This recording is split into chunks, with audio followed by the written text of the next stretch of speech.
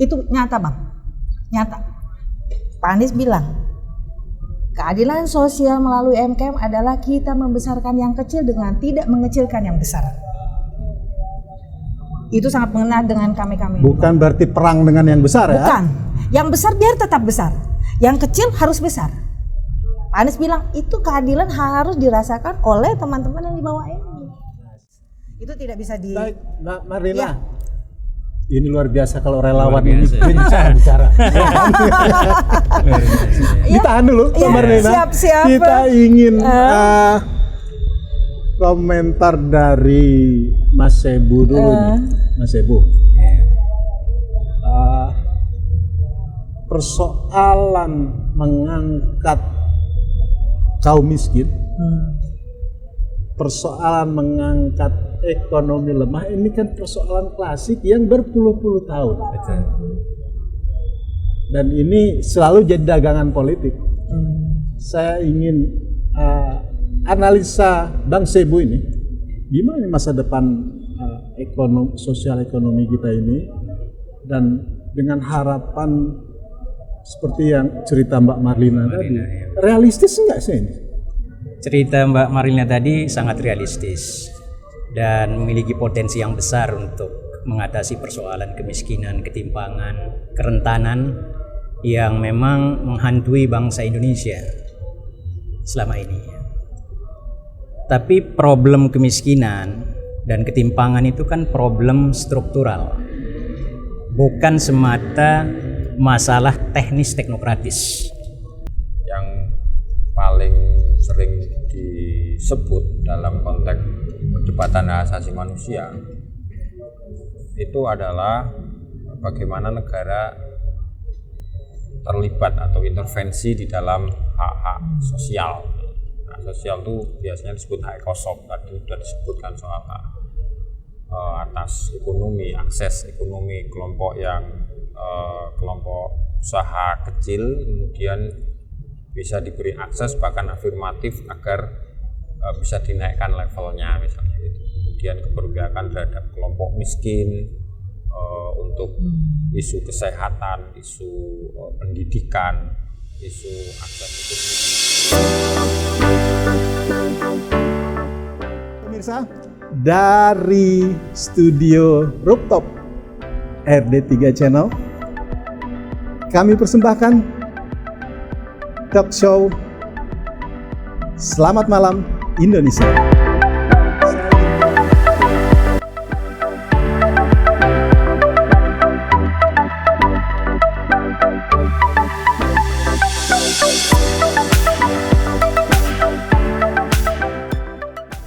Sepekan lalu, Mas Anies Rashid Baswedan, tokoh perubahan kita, mengunjungi Bekasi dan sempat singgah di beberapa stand UMKM.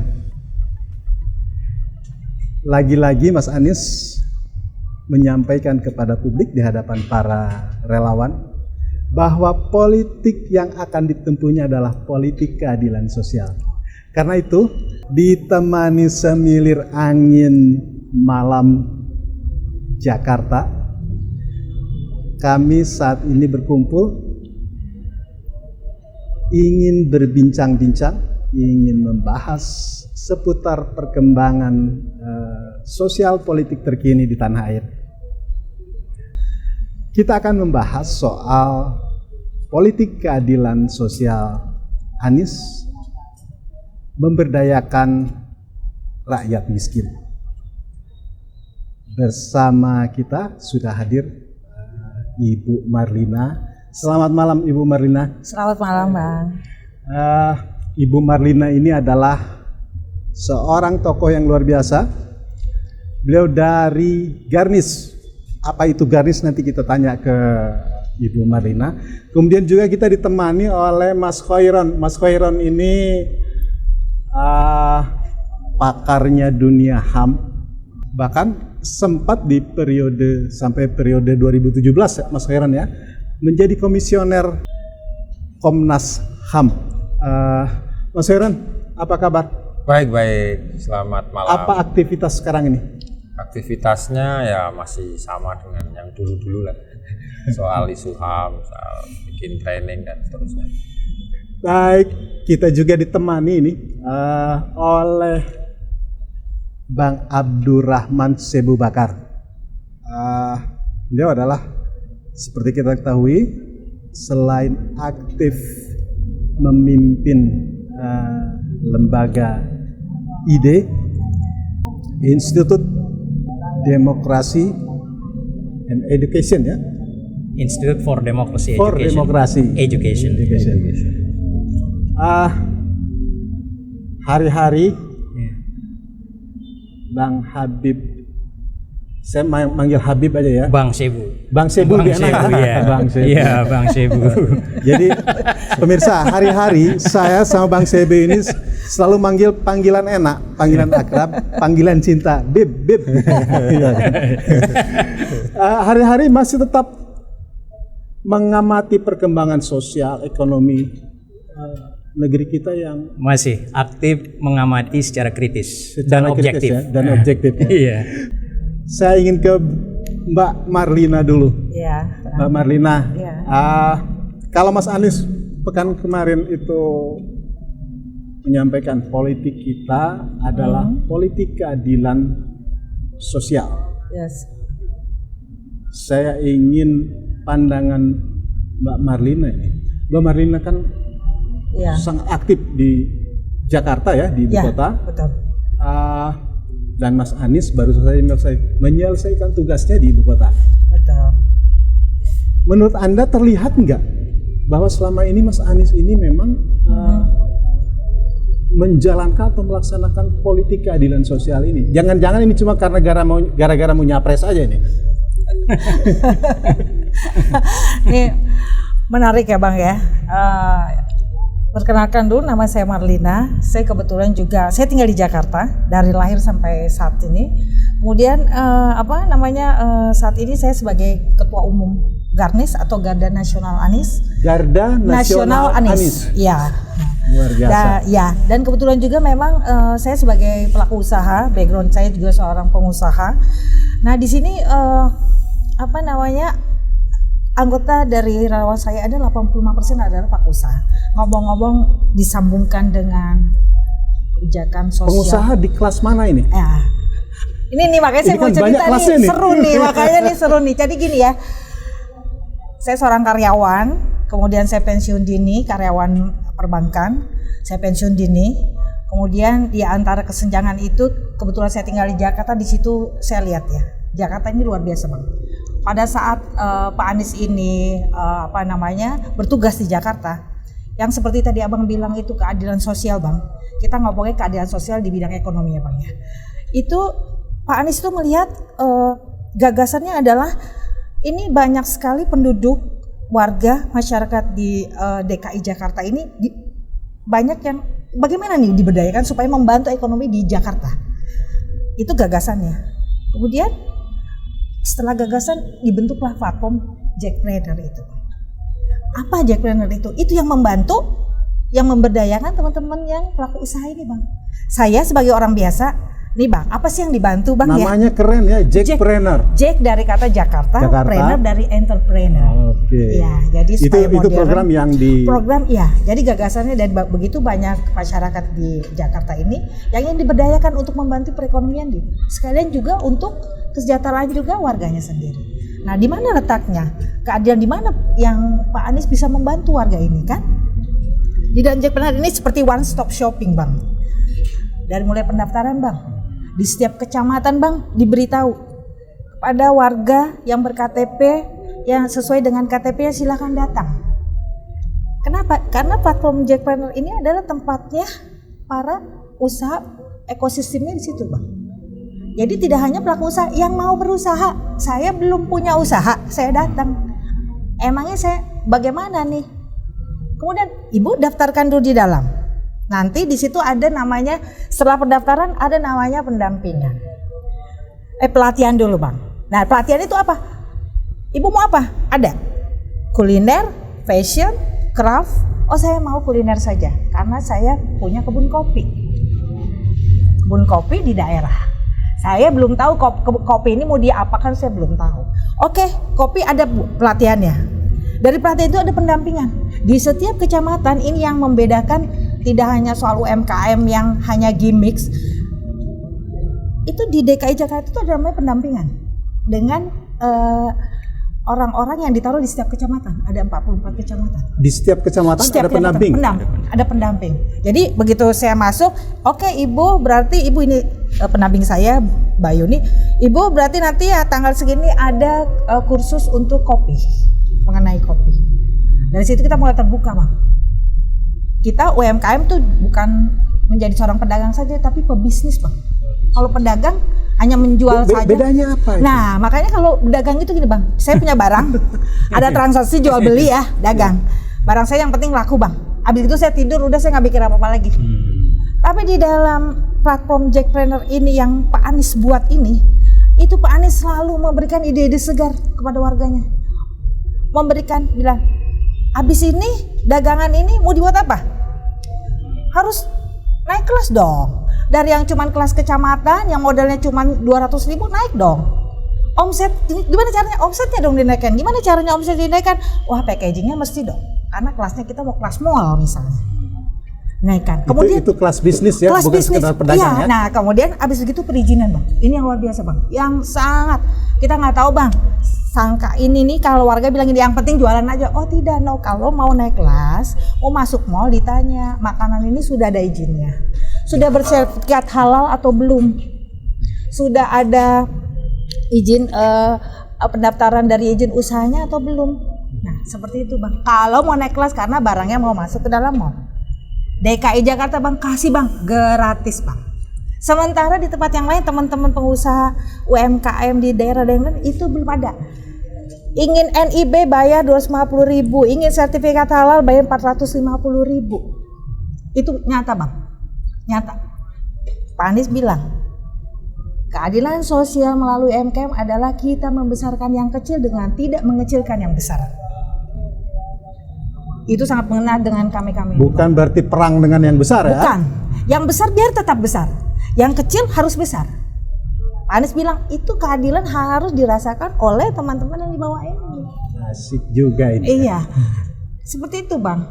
Mbak Mardina, Ya. itu kan cerita di ibu kota. Betul. Kalau kata orang daerah, di ibu kota itu kan di Jakarta tuh enak. Semua serba enak. Ada. Kami di daerah Iya. gimana ini? Ya.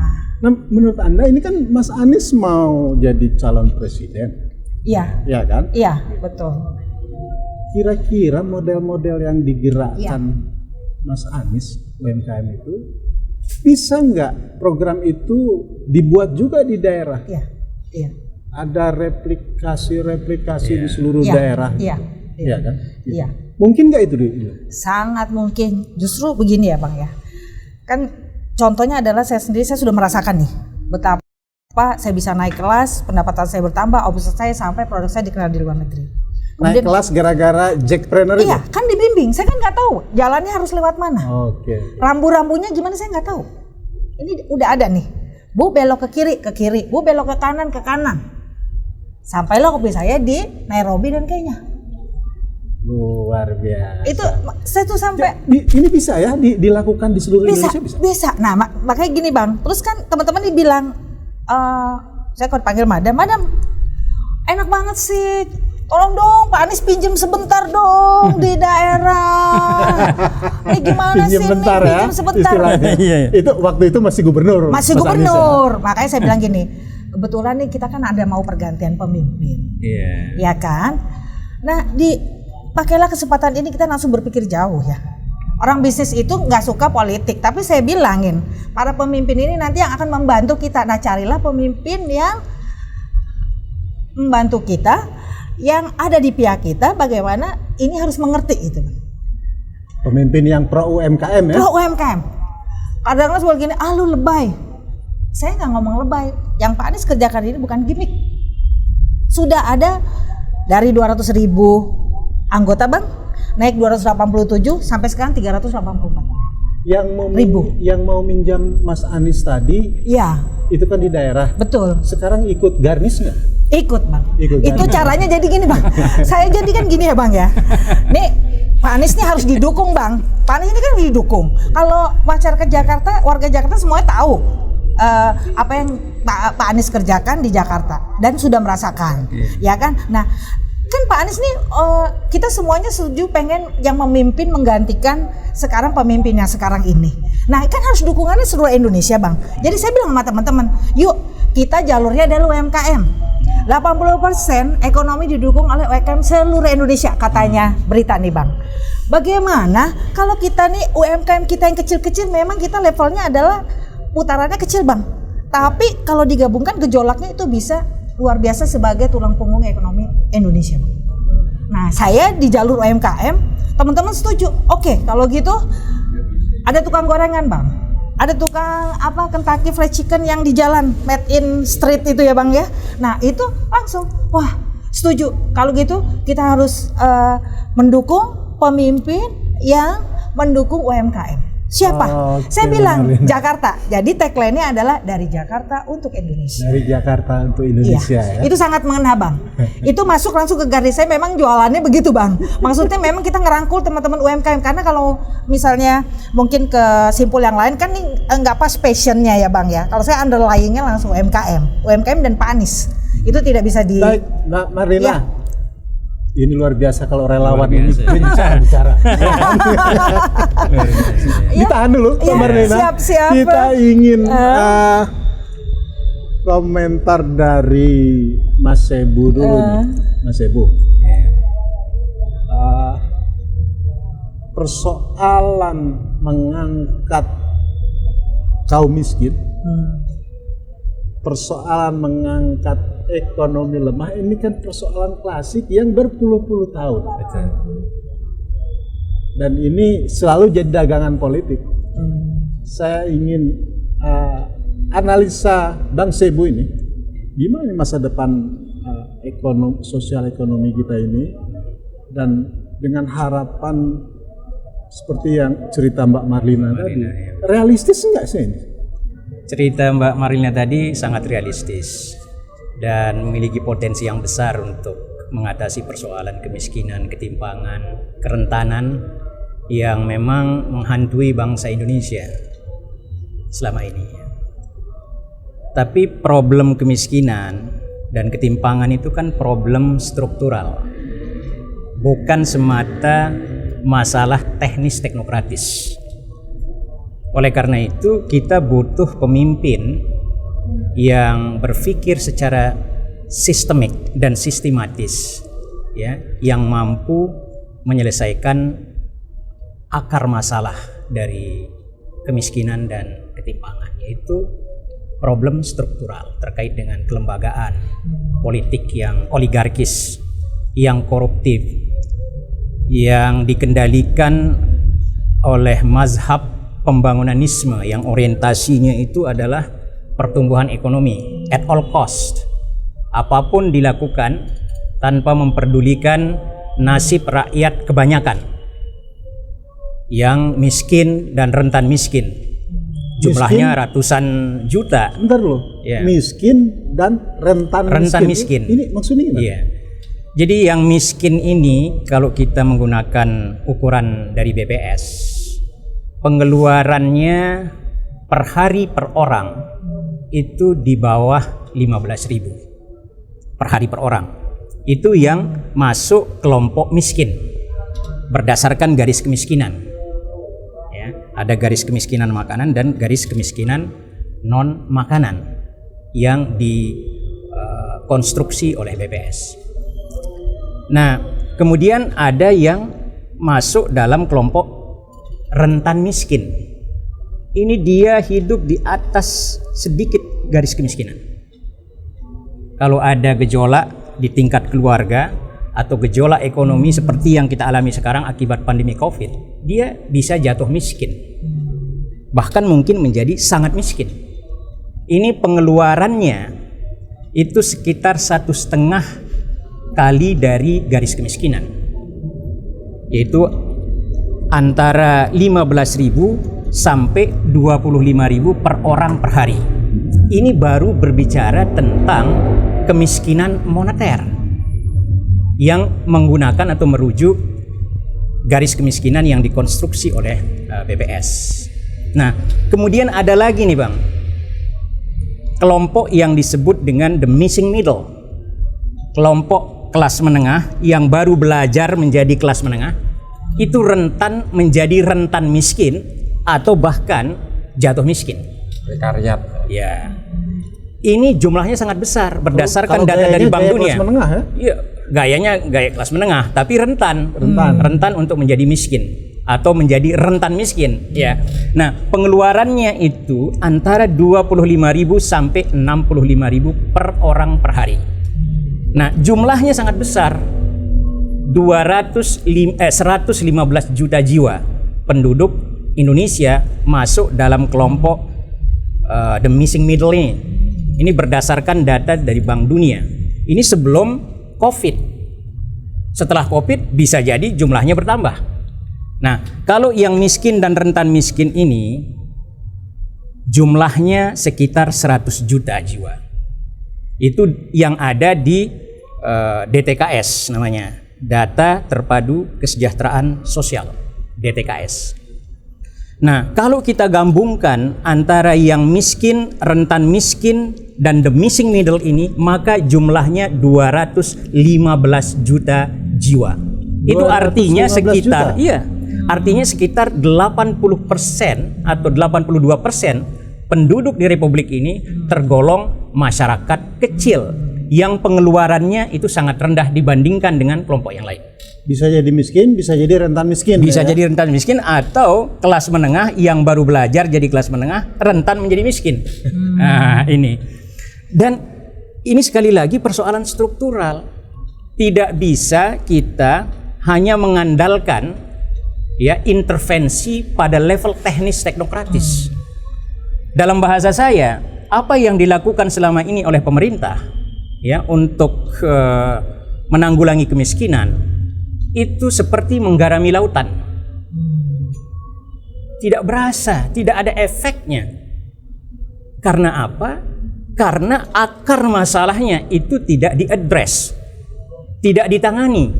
Apa tadi yang saya sebut? Satu adalah kelembagaan politik yang ekstraktif, yang oligarkis, di bawah kendali mazhab pembangunanisme yang orientasinya adalah pertumbuhan ekonomi. Pertumbuhan ekonomi ini digenjot melalui pembangunan infrastruktur at all cost. Kita lihat IKN, ya kan?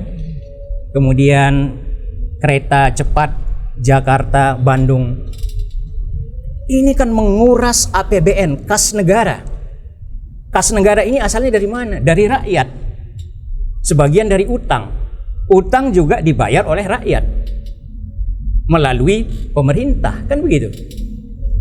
Nah, sementara proyek-proyek ini tidak jelas dampaknya bagi masyarakat, terutama masyarakat yang kurang mampu Ini yang tadi. dimaksud struktural tadi ya? Ya, itu persoalan Jadi struktural. Kebijakan ya, yang katakanlah tidak memihak kepada kepentingan masyarakat kecil.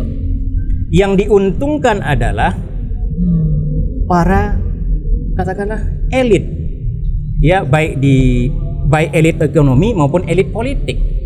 Terjadi perselingkuhan ya kan, yang tidak kita inginkan gitu loh antara elit ekonomi dan elit politik.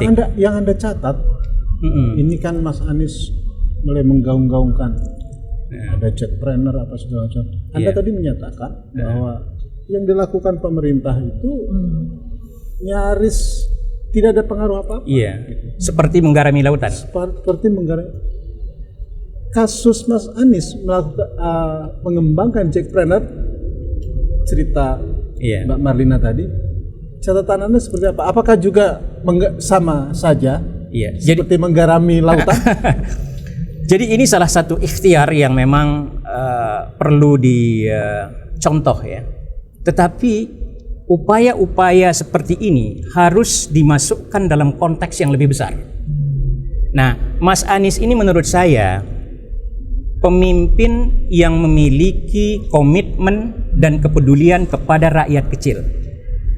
Jelas itu komitmennya, pemihakannya kepada rakyat kecil.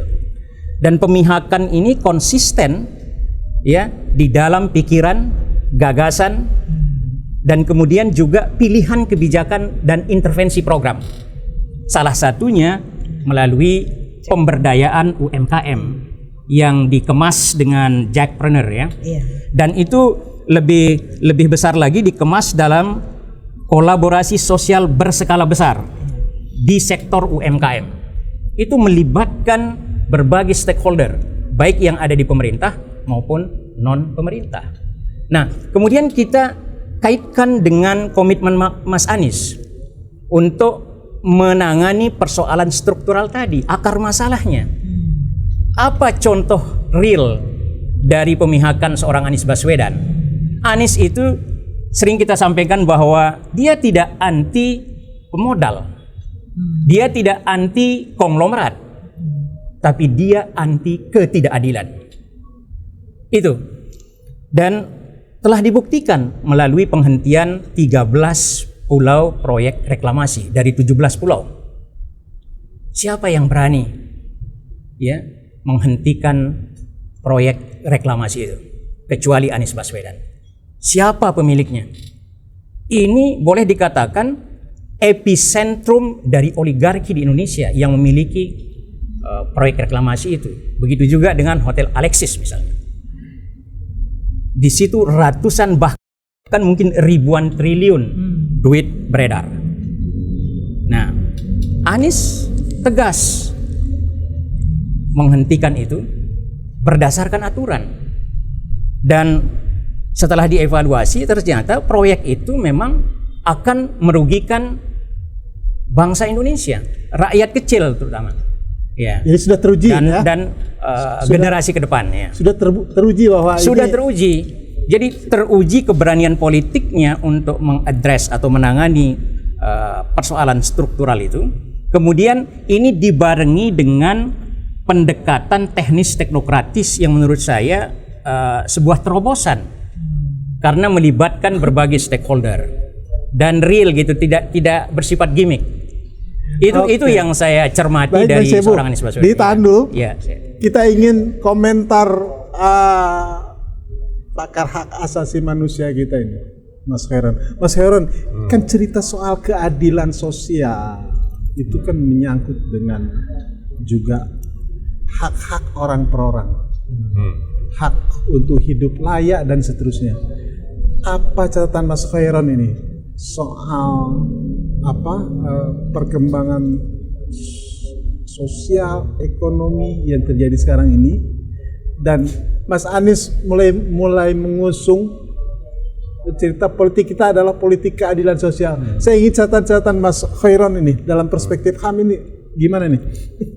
Ya, dalam konteks keadilan sosial itu sebetulnya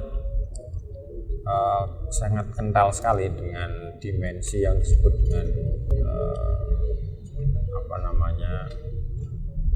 penghormatan atas hak asasi manusia ya. Salah satu yang paling sering disebut dalam konteks perdebatan hak asasi manusia itu adalah bagaimana negara terlibat atau intervensi di dalam hak-hak sosial. Hak sosial itu biasanya disebut hak ekosop, tadi sudah disebutkan soal hak atas ekonomi, akses ekonomi kelompok usaha kecil, kemudian bisa diberi akses bahkan afirmatif agar bisa dinaikkan levelnya misalnya gitu. Kemudian keberpihakan terhadap kelompok miskin untuk isu kesehatan, isu pendidikan, isu akses ekonomi dan seterusnya. Jadi kalau dalam konteks hak asasi manusia hanya negara-negara yang punya komitmen dalam konteks mensejahterakan warganya dalam arti secara struktural, kalau dalam bahasanya Mas Abu Bakar tadi ya kan, itulah negara yang kuat dalam pemenuhan hak asasi manusianya. Ada catatan Bang Sebu tadi, kalau di total masyarakat miskin, rentan miskin dan yang missing middle tadi, the missing middle itu 80%. Artinya ini kan 80% yang terancam atau bahkan mungkin sudah mengalami tidak terpenuhinya hak-hak sosial seperti cerita Mas Khairon tadi. Nah, bisa nggak masuk kategori misalnya ya kalaupun tidak melanggar HAM pemerintah ini setidak-tidaknya mengabaikan HAM gitu? Atau seperti apa? Ya itu bisa debatable ya, tapi begini, kalau dalam konteks ini kan problem kemiskinan, problem ketimpangan ini kan masalah global. Cuman pertanyaannya bentuk atau sistem negara seperti apa yang dianggap paling paling maksimal bisa benar-benar mengatasi kesenjangan atau kemiskinan struktural ini. Biasanya orang menyebut model negara kesejahteraan atau welfare state kayak di Skandinavia atau negara-negara yang lain, karena memang basis dari pembangunannya itu pemenuhan hak, bukan pembangunanisme. Kalau pembangunanisme itu kan lebih ke arah pasar bebas dan kapitalistik ya. Tapi ini sebetulnya negara itu betul-betul punya peran yang sangat besar dan betul-betul proaktif di dalam upaya untuk pencegahan kemiskinan, pengurangan ketimpangan melalui pemenuhan hak sosial. Peran negara ini kan ditentukan oleh pemimpin negaranya ya? Sudah pasti, dan sebetulnya Indonesia itu secara konstitusional punya modal, karena modal kita di pembukaan Undang-Undang Dasar ada memajukan kesejahteraan umum, kemudian di batang tubuh pasal-pasal ada pasal 33, ada pasal hak asasi manusia. Konsep hukum dasarnya udah oke banget sudah sangat oke. Cuman memang puluhan tahun pemimpinnya tidak mengarah ke sana gitu loh. Nah, kalau ada banyak sekali orang seperti Bu Marlina, kemudian arus bawah di banyak tempat berharap Anies ini menjadi satu figur alternatif, mungkin itu adalah harapan orang ingin mendapatkan sosok alternatif yang tidak mainstream dari pemimpin yang selama ini ada gitu. Terutama dalam konteks bagaimana dia punya rekam jejak dalam penguatan keadilan sosial. Oke, ini soal rekam jejak saya ingin ke Mbak Marlina ini. Mbak Marlina. Iya. Ceritanya menarik tadi kan soal Jackpreneur itu. Kemudian soal Garnis yang sudah yang anggotanya itu para pengusaha. Betul. Ya kan, dan mulai muncul bertumbuhan. Iya. Kira-kira apa sih prestasi teman-teman di Garnis ini yang sudah terlihat lah sekarang ini? Nggak pakai lama ya. Garnis ini kan berdiri kan bulan Mei. Nah, Mei 2022. Oke. Dan kita waktu berkumpul memang sebelumnya kan saya sendiri khususnya memang punya perkumpulan asosiasi para pengusaha pemula ya. Nah, di situ waktu diajak kita langsung mitigasi tuh. Kan harapannya tentu saya kalau masuk Garnis apa sih yang saya dapat? Harus ada benefit buat teman-teman nih. Tapi satu, Garnis itu UMKM dan Pak Anies. Yang paling pertama pendukung Pak Anies, yes. Terus yang kedua, saya apa nih yang saya dapat? Saya cloning tuh yang dari Jackpreneur, saya cloning. Saya punya ada basicnya. Temen yang punya gini, madam, saya jualan pisang goreng. Berapa konsepnya? Paling tinggi berapa? Kita dengarkan dulu, kita advokasi. Oh ternyata begini, kita panggil deh nih yang namanya pendamping dari Jakarta. Kita bikin Zoom meeting. Kalau ada masalah seperti ini teman-teman Garnis ada masalah cuma satu. Ternyata dia nggak laku nih, packagingnya jelek. Pendampingan lah di situ, gratis. Ini teman-teman Garnis bukan hanya di Jakarta kan? Justru ini dari daerah. Dari daerah ya? Jadi justru kalau dari Jakarta udah nggak aneh bang, karena teman-teman di Jakarta ini alhamdulillah memang udah naik kelas semua. Dari kelas wedang jahe yang rumahan kampung, dia bisa wedang jahenya ada di Grand Indonesia, bisa wedang jahenya ada di kafe-kafe yang cukup lumayan menengah ke atas. Sekarang masih putar-putar bisnis dalam negeri, regional atau? Ya kita udah keluar negeri. Jadi ada beberapa gini, jadi abang ada potensi, misalnya nih teman-teman, gak usah susah-susah. Singkong di Bogor nih banyak sekali, ditanam seperti biasa. Kemudian saya berdayakan tuh teman-teman.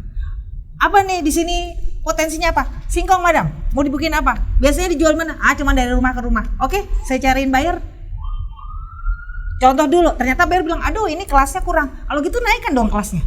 Kita panggil lagi ini pendamping. Oh ternyata kalau mau ekspor, you mesti singkongnya potongnya misalnya 2 cm.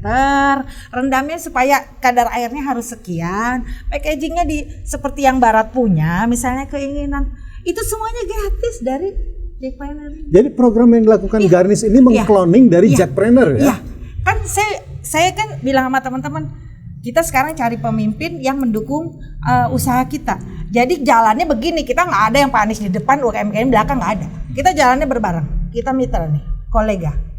Jadi mendukung Pak Anies, ini juga dapat. Mas Anies tahu nggak kalau Jackpreneur itu dikloning sama Garnish? Mudah-mudahan tahu ya Pak. karena kan gini Bang, kan gini ya. Jackpreneur ini kan untuk kemaslahatan orang banyak. Kemudian ini adalah produknya Pak Anies yang memimpin Jakarta dengan keberhasilannya. Tentunya dengan Pak Anies ingin memimpin Indonesia, punya pengharapan semuanya dong. Di bawah ini ekonominya naik dong. Meringankan dong beban seorang pemimpin kalau warganya dan rakyatnya itu semua ekonominya naik. Itu yang keadilan Bang. Jangan cuma mikirin oligarki, sorry ya. Saya punya perusahaan distributor, pemasoknya hanya 1 orang kan ya. Setiap satu Indom boleh disebut, nggak satu lah supermarket yang boleh itu ada 20 warung itu tutup. Itu saya punya, saya distributor utama. Ada saya distributor. Jadi minimarket, satu minimarket muncul. Iya, 20 warung itu mati. Itu 20 mati. Itu saya sampai saya berpikir gini, madam gimana nih? Oke, udah bisa nggak beralih? Kalau ngomongin modal, bisnis sama saya jadinya gitu kan, berbisnis saya, tapi nanti balikin lagi sudah maju, balik, udah terus. Itu saya cloning lagi, karena cara pendampingannya begitu supaya dia bantu pemasaran. Oke, tadi kan katanya sudah bisnis global juga. Iya. Gimana ceritanya? Bisnis apa Bang? Sudah global juga. Oh iya sudah global. Ya jadi gini kan, kan seperti gini Bang. Kita mau naik kelas ya. Ini awal mulai dari Jackpreneur mau naik kelas. Kemudian yang jualan kopi itu banyak, yang jualan snack itu banyak, ya kan? Di sama teman-teman semua. Kemudian kita cari dong. Nah, kebetulan nih di Jackpreneur itu dia membantu memasarkan, bukalah pasar di luar. Ini lo ada yang butuh snack. Dengar katanya mau ke Dubai ini, Garnish ini. Betul. Ini cerita apa ini? Jadi gini, kalau saya kan punya marketing internasional, ada namanya Karim Internasional. Itu waktu COVID di 2020, saya difasilitasi dengan marketing internasional ini untuk pameran di Nairobi, Kenya. Berhasil karena Nairobi Kenya butuh barang ini yang ada di Indonesia. Misalnya snack, madam saya butuh snack, saya butuh sumpit, saya butuh ini bisnis Mbak Marlina ya, atau pertama saya dulu. Kemudian karena saya ketum Garnish, saya ingin teman-teman juga ikut sejahtera, bukan saya saja gitu ya.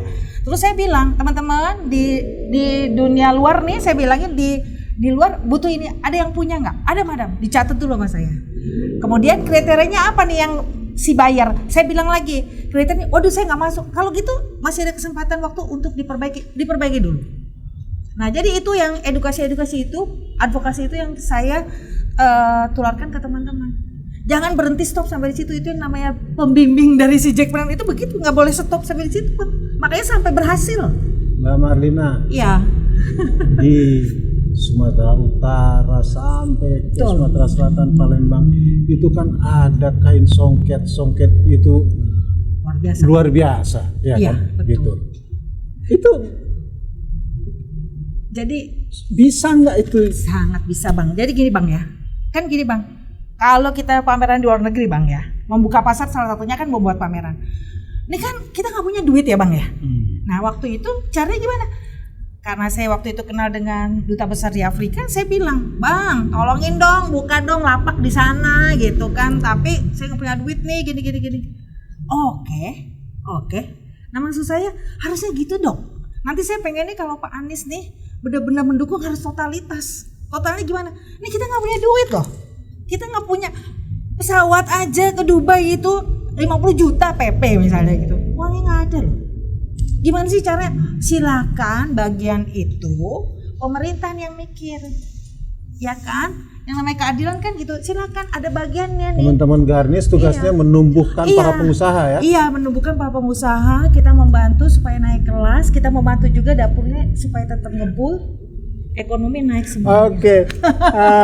Ini kalau ngobrol, apalagi ngobrol malam ini asik sekali, ya kan? Kalau ngomongin uang, ekonomi, saya nggak bisa berhenti, Bang. Ini langsung pelaku Saya pelaku juga. Kita di penghujung ini, Iya. ya kan? Karena waktu kita terbatas. Saya ingin setelah Mbak Marlina nanti Bang Sebu dan diakhiri Mas Khairon. Apa catatan-catatan penting dari ngobrol kita malam ini? Karena harus ada kesimpulannya juga walaupun sedikit. Iya, betul. Siapa Mbak Marlina dulu? Kira-kira apa nih? Catatan pentingnya yang pertama adalah ini adalah ajang bagaimana saya bisa mengungkapkan suara teman-teman di bawah ini ya. Banyak persoalan-persoalan kecil yang dianggap teman-teman di luar itu kecil, ternyata adalah hal penting untuk melaksanakan alur ekonomi. Kemudian saya berterima kasih mendapatkan lagi ilmu ya, bagaimana keadilan sosial itu, bagaimana dari HAM-nya itu juga ternyata ada garis merahnya. Dan itu nanti akan saya informasikan kepada teman-teman dan berharap teman-teman semuanya mendapatkan edukasi dari tayangan ini. Mbak Marlina, Ya. mungkin ingin menyapa teman-teman Garnis di seluruh daerah. Silakan Mbak Marlina. Selamat malam untuk teman-teman Garnis, Garda Nasionalis seluruh Indonesia. Jangan pernah putus asa, jaga stamina dan tetap berjuang. Kita pilih pemimpin yang benar-benar mendukung UMKM untuk kita semua. Terima kasih. Oke. Bang Sebu, apa nih catatan Bang Sebu obrolan kita malam ini? Iya. Untuk menghadirkan keadilan sosial di Republik ini, setidaknya ada dua hal yang perlu diperhatikan dan saling mengisi. Satu pada tataran kelembagaan. Kelembagaan yang harus kita bangun ke depan adalah kelembagaan yang inklusif, yang menomorsatukan kepentingan rakyat banyak, bukan segelintir orang. Bayangkan di Republik ini, 4 orang terkaya, kekayaannya sama dengan kekayaan 100 juta penduduk miskin. Begitu lebar ini kesenjangan, dan kita termasuk salah satu negara yang paling timpang sedunia. Nah, itu yang pertama. Jadi soal kelembagaan, kita bangun kelembagaan inklusif. Kemudian yang kedua, yang sangat berkaitan dengan itu adalah kepemimpinan. Kita harus mampu memilah dan memilih pemimpin yang otentik, dalam bahasa saya, yang memiliki visi besar, tetapi tidak cukup hanya dengan visi.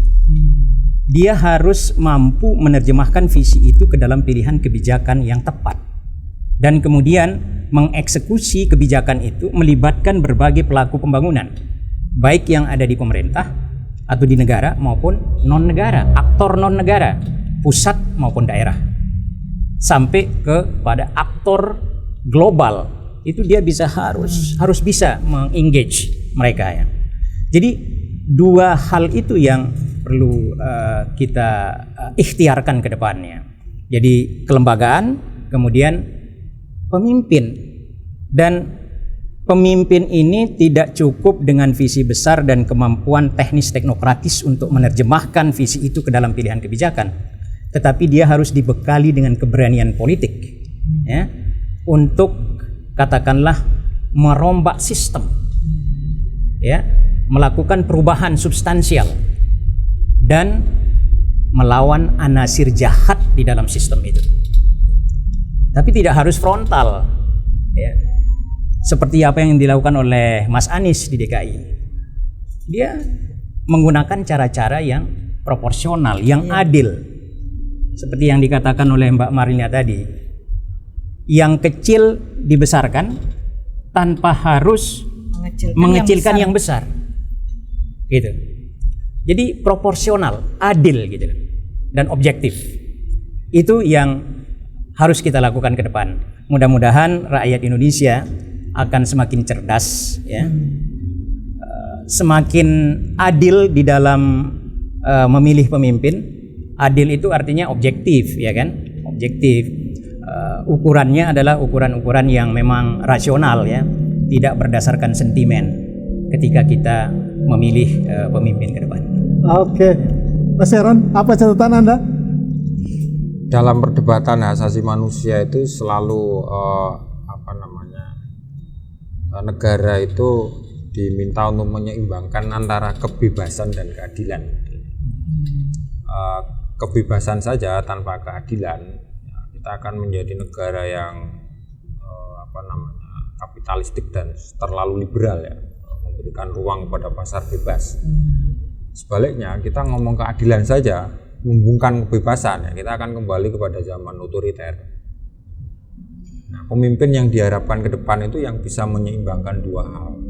Kebebasan, diberi kesempatan secara semua orang diberi kebebasan, kesempatan yang sama, tapi juga jangan diabaikan soal keadilan.